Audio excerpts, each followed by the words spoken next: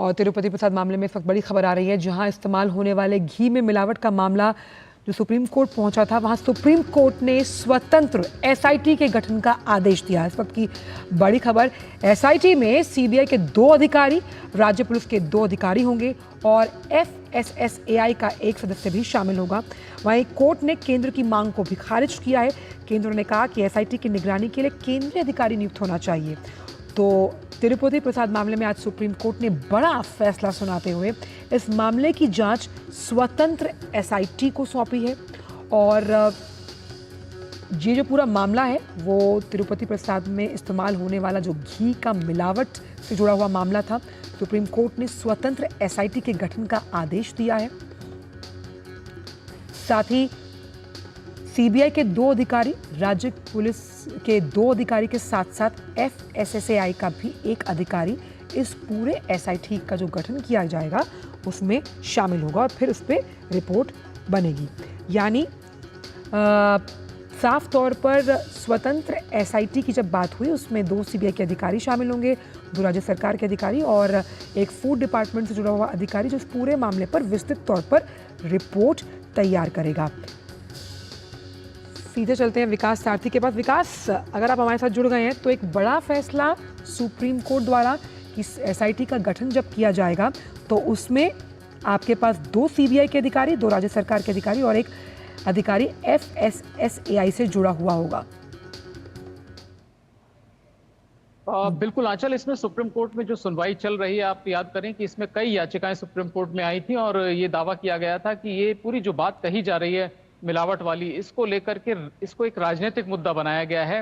हालांकि ये पूरी तरह से लोगों की आस्था से जुड़ा मसला है, बावजूद इसके इस पर राजनीतिक बयानबाजी की जा रही है। सुप्रीम कोर्ट ने दोनों पक्षों को कई बार सुना। कई दौर में सुनवाई के बाद सुप्रीम कोर्ट ने आज ये कहा कि बेहतर होगा कि इस मामले में एक स्वतंत्र एसआईटी गठित की जाए।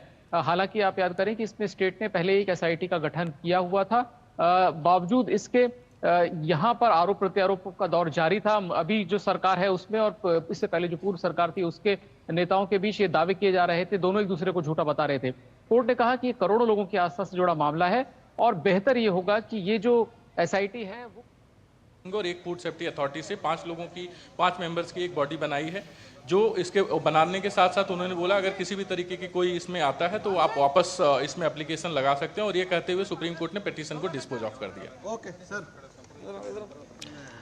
तो विकास हमारे साथ जुड़े हुए थे। एसआईटी का गठन किया गया, इसी पर ज़्यादा जानकारी के साथ विकास, ये जो पूरी एसआईटी के गठन करने की बात सुप्रीम कोर्ट ने कही है, आप अपनी बात भी पूरी कीजिएगा, लेकिन साथ में एक सवाल ये भी है कि अब किस तरह से रिपोर्ट तैयार की जाएगी, क्या क्या आधार बनाए जाएंगे, रिपोर्ट तैयार करने के बाद वो कब पेश की जाएगी? इसमें जो सबसे बड़ा विवाद था वो ये था कि जो टीटीडी प्रशासन है, जो तिरुपति मंदिर का प्रबंधन जो करता है, उसका ये कहना था कि जो मिलावट पाई गई थी, उसके जो पदाधिकारी हैं जिन पर ये आरोप लगा कि उन्होंने मिलावट वाले घी का इस्तेमाल करवाया, इन लोगों का ये कहना था कि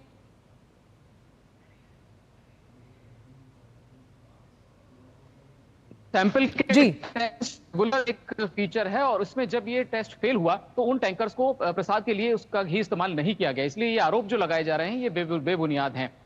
यहाँ पर कोर्ट ने ये कहा कि बेहतर होगा कि ये जो जांच हो उसमें राज्य के भी प्रतिनिधि हो, क्योंकि इसमें 2 पार्टियों का भी मसला है। कोर्ट ने कहा कि हम इस सुप्रीम कोर्ट को राजनीतिक अखाड़ा नहीं बनने दे सकते। आप लोग आपस में एक दूसरे पर आरोप प्रत्यारोप लगा रहे हैं दोनों पार्टी के लोग, लेकिन ये राजनीतिक अखाड़ा नहीं है, ये करोड़ों लोगों की आस्थाओं से जुड़ा मामला है। इसीलिए बेहतर होगा कि एक तो इसमें 2 सीबीआई के अधिकारी हों जिनको सीबीआई डायरेक्टर नॉमिनेट करेंगे, इसके अलावा राज्य पुलिस के 2 अधिकारी हों और तीसरा पक्ष है जो 5वें इसके सदस्य हैं वो एफएसएसएआई के प्रतिनिधि होंगे। वो एफएसएसएआई के चेयरमैन खुद भी हो सकते हैं या वो किसी को नॉमिनेट कर सकते हैं। तो ये 5 सदस्यों की टीम एसआईटी जो है वो जांच करेगी। आप याद करें कि राज्य सरकार ने भी एक एसआईटी गठित की है हाल ही में, उसको आप एक तरीके से सुप्रीम कोर्ट ने भंग कर दिया है कि अब वो एसआईटी आगे अपनी कार्रवाई नहीं करेगी और यही 5 सदस्यों की एसआईटी जो भी जांच वो करेंगे उसके अंतिम निष्कर्ष तक पहुंचेंगे, एक रिपोर्ट दायर करेंगे।